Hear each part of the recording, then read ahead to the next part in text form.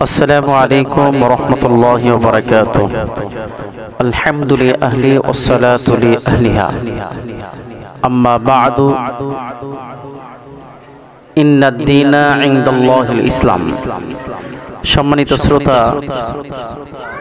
আমি আজকে একটা বিষয় নিয়ে আপনাদের সামনে উপস্থিত হয়েছি। সেটা হলো বর্তমান বাংলাদেশে বাউল আবুল সরকারের গ্রেফতার বিষয় নিয়ে পুরা বাংলাদেশে তার বক্তবৃন্দ যারা রয়েছে তারা মাঠে নেমেছে যে বাউল আবুল সরকারকে তারা মুক্তি দিতে হবে। অথচ বাউল আবুল সরকার যে ধরনের কথা এবং উক্তি এবং ভাষ্য আল্লাহর ব্যাপারে বলেছে, তাকে মৃত্যুদণ্ড ছাড়া কোনো উপায় দেখা যায় না। কারণ আল্লাহর সম্পর্কে যখন কোনো ব্যক্তি বিভিন্ন কথা বলে যেগুলো আল্লাহর অস্তিত্ব নিয়ে এবং আল্লাহকে গালিগালাজ করে, তাহলে তার তো ইমানই থাকে না। এই জন্য ইমানের প্রথম শর্ত হলো আল্লাহ এবং আল্লাহ রসুলকে মানা। এই বাউলদের একটা মতবাদ হলো, থিওরি হলো, তারা ধর্ম নিরপেক্ষ, অর্থাৎ সমস্ত ধর্মের প্রতি তাদের বিশ্বাস। অথচ পৃথিবীতে যত ধর্ম রয়েছে সকল ধর্ম থেকে আল্লাহর কাছে মনোনীত ধর্ম হলো দ্বীনে ইসলাম। কিন্তু তারা হিন্দু, বৌদ্ধ, খ্রিস্টান এবং বিশেষ করে বাংলাদেশে একটা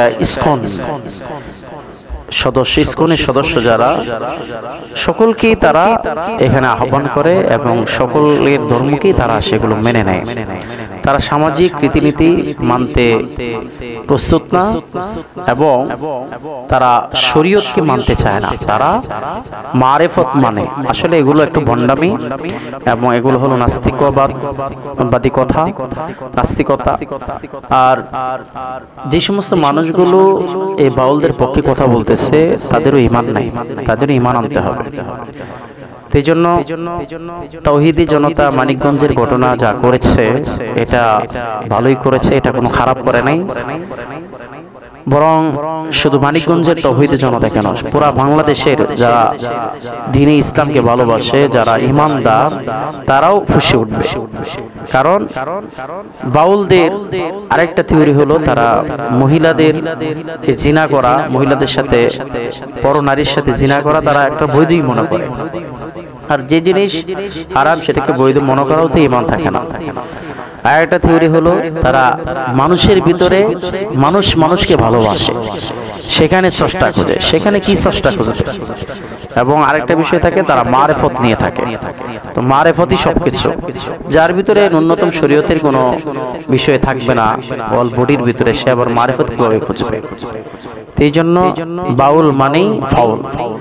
বাউলদের একটা এগুলো গান গাওয়া, ঢোল, তবলা, বিভিন্ন গান বাজনার সরঞ্জাম নিয়ে তারা বিভিন্ন মাজারে এবং বিভিন্ন বাউল শিল্পীরা এই বিশেষ করে এই সময়টায় বিভিন্ন মাজারে গিয়ে তারা গান বাজনা করে। অথচ এগুলো তো শরীয়তে নিষিদ্ধ এবং হারাম। এই জন্য আমরা বলতে চাই, যারা এদের পক্ষে কথা বলতেছেন, বাউলদের পক্ষে কথা বলতেছেন, তাদের তো ঈমান থাকার কথা না। আর আপনি মনে করেন যদি আপনার দলের নেতাকে গালি দেওয়া হয়, তাহলে আপনি যেমন খুশি ওঠেন, তেমনি ভাবে তাওহীদি জনতা যে আল্লাহ আমাদেরকে সৃষ্টি করেছে এবং যে রাসূলের উম্মত আমরা, তাকে নিয়েও যদি কেউ গালিগালাজ করে তাহলে আমরা বসে থাকবো না, আমরা তাওহীদি জনতা কিন্তু ঝাঁপিয়ে পড়বো। আল্লাহ তাআলা আমাদের সকলকে এই সমস্ত বাউল ফাউলদের ক্ষতিকারক থেকে আমাদের ঈমানকে হেফাজত করুন। আসসালামু আলাইকুম ওয়া রাহমাতুল্লাহি ওয়া বারাকাতুহু।